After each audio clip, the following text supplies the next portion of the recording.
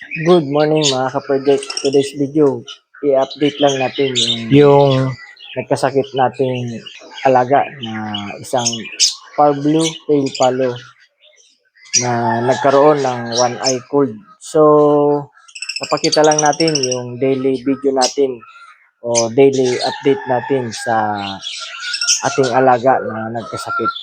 So, pang 5 days ngayon ng ating alaga simula ng gamutin natin ng Premoxil powder na gawa ng Battle Cup.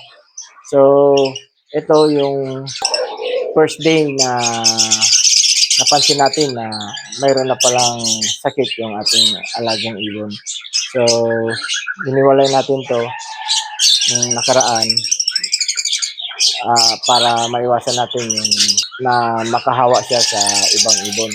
So, ito yung first day at ito naman yung second day na kuha natin. Tapos, ito na yung third day, yung talagang lumobo na yung maga ng kanyang mata.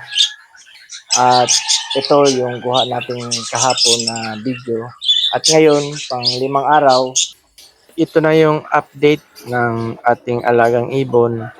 So, may improvement naman yung kanyang mata. Bali, effective naman yung ginamit nating gamot na Premoxil powder na gawa ng Battle Cup. So, yan lang mga ka-project. Bali, update na lang kung totally gumaling na yung ating alagang ibon. So, salamat.